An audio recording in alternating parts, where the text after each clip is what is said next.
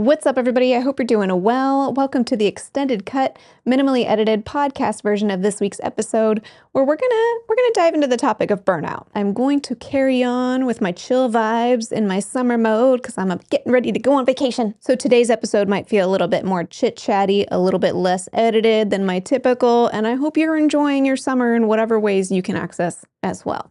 Today, I thought it would be nice to talk a little bit more about burnout. Have I talked about burnout before? Most definitely. But this is one of those things that, I think it just needs to keep being on the map.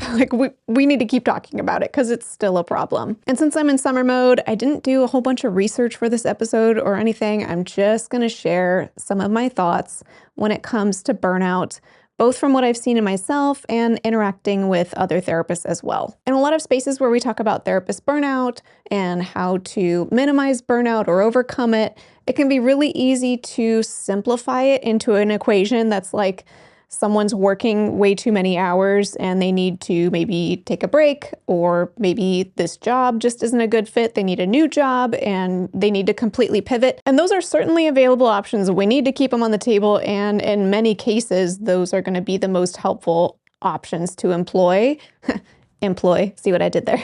But I think there's so much more nuance to the conversation about burnout. There's so many more variables that can contribute to that experience of burnout.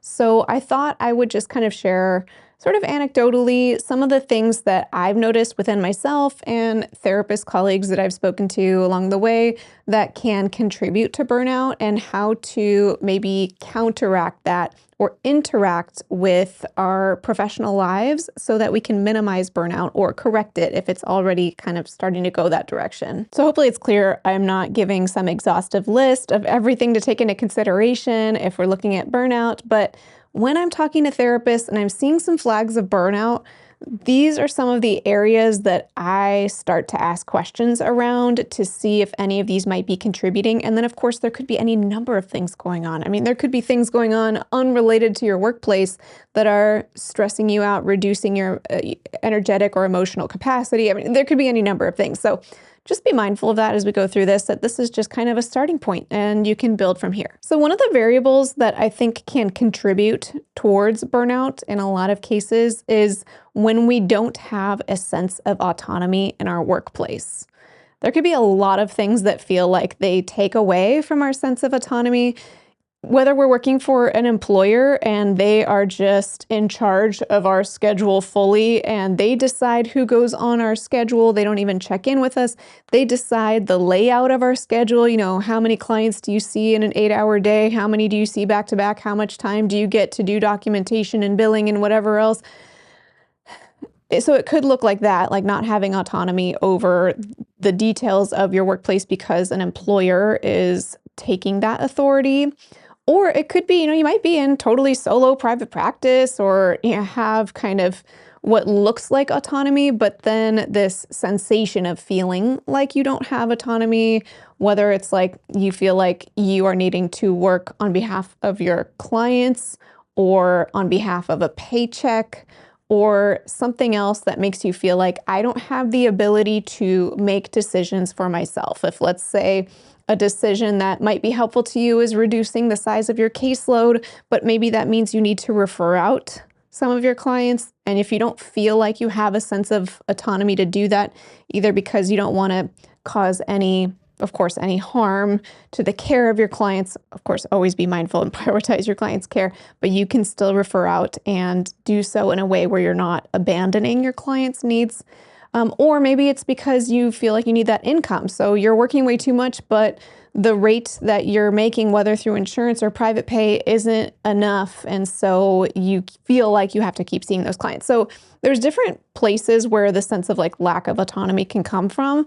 But when we feel like we don't have control over our work experience, that can definitely be a contributor to burnout. And I didn't even name an exhaustive list at all of ways that we can feel like we don't have autonomy over our workplace. I mean, it could even be like you're having to commute in person when you really wish that you could be working remotely and the commute is really wearing on you. It could play out any number of ways, but If you're noticing some flags of burnout, or, maybe a loving friend or coworker is flagging it for you, just kind of check in. Like, where do I have autonomy in my current workplace, even if you're in a solo private practice? And where do I feel like I don't really have control over aspects of my work? And then you don't necessarily have to go and change everything and make everything fully under your control. I mean, that's not how things operate, but you can just kindly and gently ask the question of like, are there ways where I don't feel like I have autonomy that maybe I actually do have some autonomy?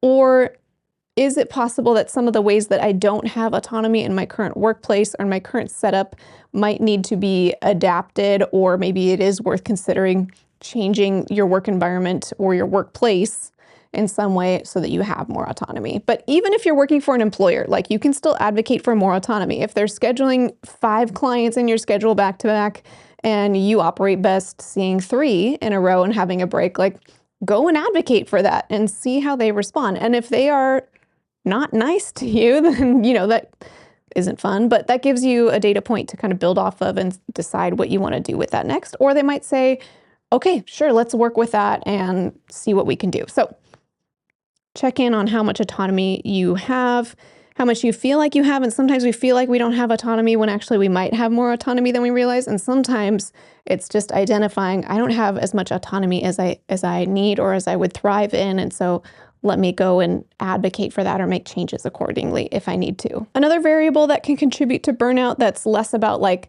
how many hours am I working and that sort of thing, is more about like the quality of emotional load of the hours that you're working. I mean, just speaking for myself, right now in this phase of life, I've mentioned this before, having 2 little kids who are just about 4 and 6, love them to pieces. They are amazing. And they use the vast majority of my emotional energy in this phase of my life. Again, love them to pieces, but I had this like vast silo of like emotional energy at all times before children. And now it feels like, oh, that silo, it's got some left after my children, but it's not overflowing. So right now I see therapy clients very part-time, and then I also have private practice skills as the other half of my, my work. I work full-time between 2 businesses, and I split it 50-50 between therapy clients and private practice skills. And that's a way that I can sort of tend to the emotional cost of the work that comes from seeing therapy clients, who, again, I also love them to pieces. But if I were seeing therapy clients full-time right now, the emotional energy would run out somewhere, whether it was running out with my household and my family or running out with my clients. And I'm not comfortable with either of those, so I've opted to do things this way. But in times past, I was able to give all this emotional energy to my clients because I had it available. And that can ebb and flow over time. Some of it's also just kind of knowing our wiring and that sort of thing and adapting accordingly. Any number of things can factor into emotional load. I mean, it could be that you have things going on in your personal life right now that are emotionally costing you something. And so you might need to make adjustments in your workload to sort of balance it out. Or it might be that the type of clients that you work with, or the type of work that you're doing with your clients, or even the balance of client work compared to other work needs adjusting. Like maybe certain presenting issues, when you work with them, it might cost you a little bit more emotionally than other presenting issues. Or maybe when you work with couples, let's say, it costs you more emotionally than when you work with individuals. Hello, I'm one of those people. Maybe you thrive by having 1 or 2 group therapy sessions throughout your week. Maybe you do well toggling your time between seeing therapy clients and offering supervision or teaching or something else to kind of balance out your emotional load. So this could take many shapes and forms, and it doesn't necessarily mean reducing how many therapy clients you see. It might have to do with like how much energy does it take to work with maybe one certain type of client or presenting issue or modality versus another, and you could see if it makes sense to make adjustments accordingly. One variable that I feel like I bring up in just about every video, because it applies to a lot of things, is how much support you have. Support could come from a lot of different spaces. So a lot of times when I talk about it in this channel, I'm talking about, finding consult group supervision, peer support from fellow therapists. That is incredibly valuable, but I would even zoom out for the purposes of this episode talking about burnout and just reflect on support in general. Like, if you feel like whoever you share life with in your personal life is like supporting you and saying like, hey, whatever's best for you, I support you. If you need to change something about your workplace or whatever it might be, I support you. You're doing a great job. And if whoever you work with, if you are employed by somebody else or, wherever it is that you work, if they feel like they're supporting you and your well-being ultimately over, your output or anything else that you might contribute, that's going to be helpful. And then just support and like, are there people around? Are there therapists around you? Are there loved ones, friends, acquaintances? Like, do you have support? Or is there a sense of like you're embedded in a community that's holding you up in some form? I don't think anyone has all of those supports always lined up in a row perfectly, but we kind of need some quorum, I guess, of support, I think, in order to feel like, okay, if I were to hit a snag, if I needed to make adjustments, if I needed to talk about pivoting to a different workplace or scaling back my work hours, if I was ever in a situation like that, I have enough supports around me where people would rally and advocate for me to lean into doing what it takes to support my well-being and help me problem solve if I need to figure out how to do it. If we don't have some quorum of that kind of support, I think that can create an environment where burnout can start to kind of take root and grow, where it feels like I might be doing okay for now, but if I ever needed a break, or if I ever needed to scale back, or if I ever needed to change anything, like, I don't have any wiggle room. I can't make any changes, and I don't have people who support me. I mean, this could expand to a much harder place. Like, if we have loved ones who are actively being harmful towards us around, their narrative around our work, don't support the work that we do, are actively tearing down the work that we do, which unfortunately I know happens to so many therapists, where even those of us, like our closest loved ones, don't understand the work that we do or degrade it for different ways, shame the profession, or maybe you're just upset that on average therapists earn so little for the amount of training we have to do. Whatever it is, like if you have active like pushback against the work that you're doing, or somebody's actively saying you need to work more, or that sort of thing, that is going to wear on you. So if you find yourself kind of headed down the burnout road, I would take a little inventory of your supports.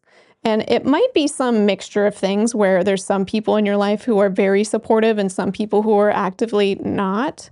And so you can always tweak things to sort of say, I'm going to lean a little bit more on the spaces that feel actively supportive to me. And you know what? Maybe I don't need to lean as much for support on the spaces that aren't so supportive.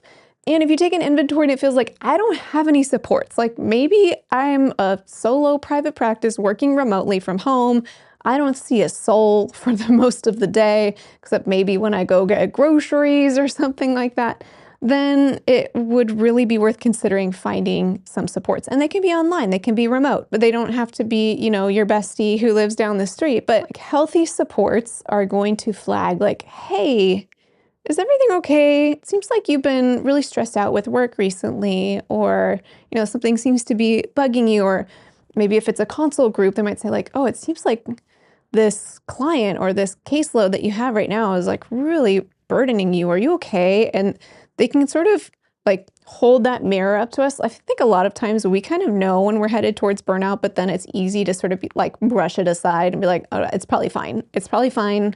Just keep going. Don't worry. And it's really helpful to have somebody kind of hold up that mirror and say, wait. Like, I'm kind of concern? Can we look at what's happening? Because it seems like something's bugging you, or you're not doing well, or you're carrying a heavy burden, or whatever's going on. Somebody to kind of reflect that back to us, for us to feel like we have almost permission to acknowledge, like, ooh, yeah, maybe I'm not doing super great. Maybe I am burning out. And then we can genuinely look at it and problem solve, see what's needed in those moments. But before we dive into the next tip, I'd like to thank Powbox for sponsoring today's episode. It wasn't until a couple years ago that I first learned that even with assigned BAA, Google Workspace and Microsoft 365 can't guarantee that 100% of the messages going in and out are HIPAA secure. So without a tool like Powbox operating on the back end, it's almost impossible to stay HIPAA secure unless you forego email altogether. Even if you exclusively use a secure portal to discuss protected health information with your clients, there's still going to be potential clients reaching out initially, and also some clients who will still try to email you because, I don't know, they forgot their password for their portal and they're trying to reach out. So with a tool like Powbox, you can guarantee that every single message is protected. Powbox is super easy to set up, and it's kind of a one and done situation. Like, you just spend a few minutes initially setting it up, and then it's just continuously quietly running in the background. Powbox offers a 14-day free trial to everybody, and they're offering a special discount to Private Practice Skills listeners. Just use coupon code SKILLS at checkout in order to receive $250 off your first year of Powbox. That's Powbox spelled Paubox. Thank you again to Powbox for sponsoring this episode, and now back to our conversation. And the next item that I think can contribute to burnout is what narrative we have over our experience. That was the vaguest way of putting it. Let's say you work at a workplace where you are expected to see 30 clients a week, but maybe for you, your sweet spot is like 20 clients a week. And if you have a narrative that is less accepting of your individual experience, then you can create this internal environment where you're really hard on yourself, right? It might sound like, hey, something's wrong here. You should be able to see 30 clients a week. Look, everybody else at work seems to not have a problem seeing 30 clients a week. So you need to deal with your stuff so that you can be okay seeing 30 clients a week. And there's this narrative there of like unacceptance, or kind of pushing back on whatever information your body is giving you about your experience, versus saying like, wow, I'm really having trouble seeing 30 clients a week. My system seems to really thrive at 20 clients a week, or capping it at wherever. It could be 10 clients a week, doesn't matter what the number is. If you can accept more what your system is telling you, it doesn't mean that at all costs you have to set a boundary and be completely unwavering, but you can release the internal fight that can happen where we tell ourselves that we should feel differently than we are. We should experience things differently than we are. Instead, if we're more accepting and say, yeah, if my sweet spot's 20 clients a week and you have me see 30 clients a week, week in and week out, I'm going to feel it. It's going to affect me. I'm going to be more tired. So if I'm going to keep going at this rate, I should expect that I am going to feel more tired. And that's what I mean when I talk about a narrative of acceptance. I'm using a kind of DBT type framework. Like in this example, acceptance doesn't mean condoning working yourself more than your body is saying is ideal, but it's accepting what your body is telling you that it's experiencing. You don't have to fight whatever's happening. So I'm accepting that it will feel tiring for me to see 30 clients a week when my sweet spot is 20, rather than telling myself, I shouldn't feel tired right now. And I think when we have that kind of fight, when we fight our internal experience, then that costs us a lot. That takes a lot of emotional energy to effectively deny reality. It's not just about how many client hours you're working. It could be, I should be more equipped to work with clients dealing with this presenting issue, even if your system is freaking out every time you work with clients with that presenting issue, because maybe there's something triggering about it, or who knows what it is, or I should be able to keep working at this kind of work environment I should be more comfortable. This shouldn't bother me as much, when maybe there's just something in your body saying like, yeah, it must bother me for a reason. When we're more accepting of whatever our system is telling us, our body, our thoughts, our feelings, then it makes it much more possible to, one, validate our humanity. Just because someone else seems to be experiencing something one way doesn't mean that you have to experience it the same way, because that's not how humans work.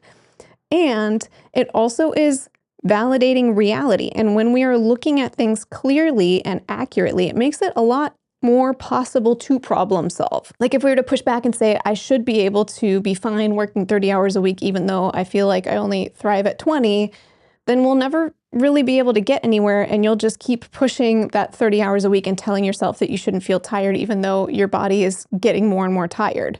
But if you're more accepting and say, hey, if I keep pushing at 30 hours a week, that's going to keep wearing me down. I can trust that that's where I'm at. That's what my body is telling me. So if I'm going to opt to continue at that pace, I have to be more understanding of how tired I am. Or, do I want to come back to the drawing board and see if I want to make any changes to my workplace, because I will probably keep feeling this way. This is what my system is telling me. So it's a lot easier to problem solve in these moments. We stop fighting whatever it is that's happening in our body. And kind of along similar lines to some of the other topics that I brought up today is the importance of validating our individuality. That feels like such a therapist-y phrase to say, but I do stand by it. Because if we see our work as kind of more robotic, or we're sort of sacrificing ourselves either to our employer or maybe to our clients or maybe to our paycheck or wherever, and we sort of forego a sense of self when we do these things, it's like, I just got to clock in, get it done, clock out. And if I'm feeling miserable, oh well, deal with it. And we sort of shut it down. That costs us a lot. So if there are ways we can lean into our individuality, whether it's, how we show up in our workplace with our clients, making sure that we're showing up authentically while prioritizing our client care and not making it about us, but to say like, hey, this is what Marie as a therapist looks like. And I'm not, just foregoing all of my individuality or all of my humanity and just being a cookie cutter therapist, but allowing whoever I am to show up in therapist mode. That can be really helpful. And I think minimizing or curbing the potential for burnout. But I also think it plays out outside of the workplace, or even outside of our client care. If we're interacting with other therapists, whether it's networking or coworkers, consult group, like show up as you in that capacity. Doesn't mean you need to show up in your pajamas or, forego kind of professionalism, but still be in the role that you're in, but show up as you. And there's not a prescriptive way to do that, to say, here, do first this and then that and then the other thing, and that's how you show up as you, because that's kind of by definition prescriptive rather than authentic. So maybe at the very least give yourself permission to explore what that looks like for you. And I also think leaning into your individuality outside of career and workplace is so valuable. And especially in the type of work that we do, where we are spending so much time supporting other people and often giving of ourselves for the sake of others' benefit, it's so important that we do things that are just for us, wherever we can access it. And I know there's so many cliches about self-care being like a spa day or whatever. I don't like spa days. And also, if self-care were only spa days, it would get really expensive.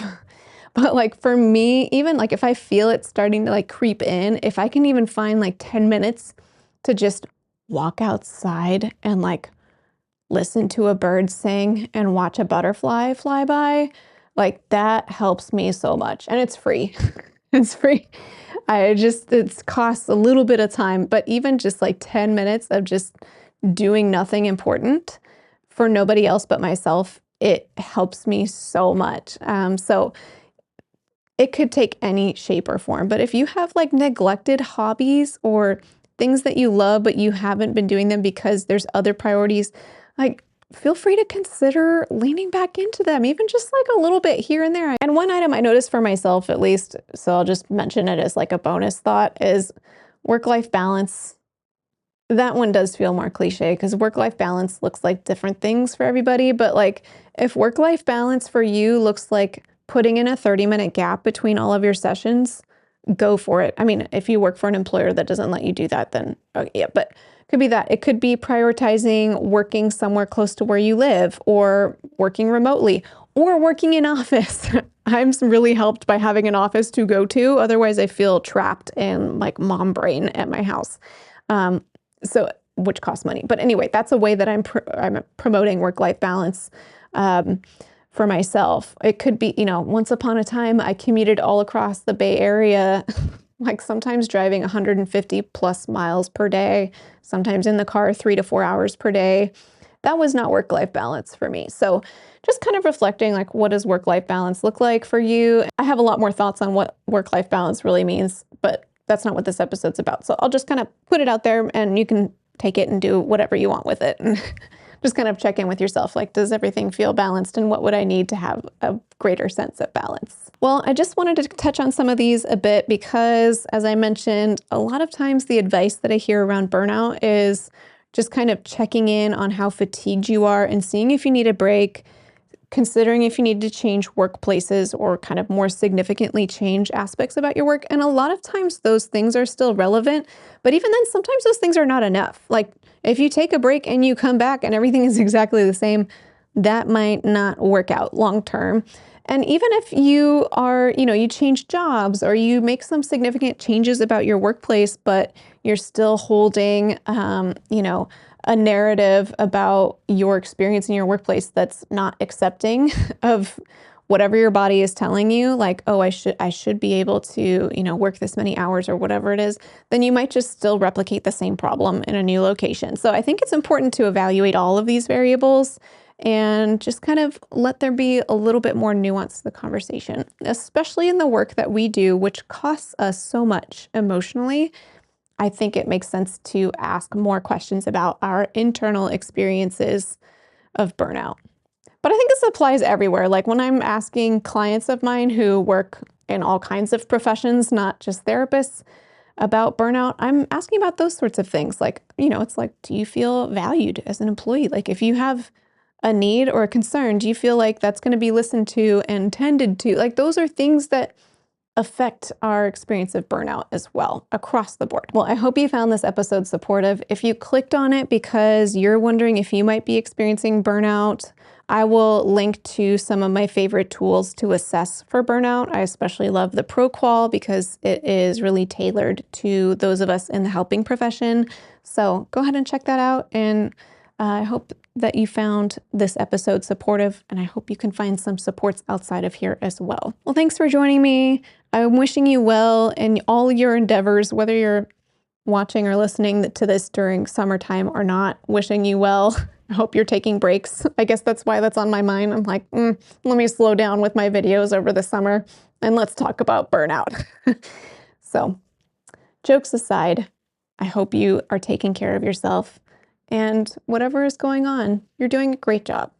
Until next time, from one therapist to another, I wish you well.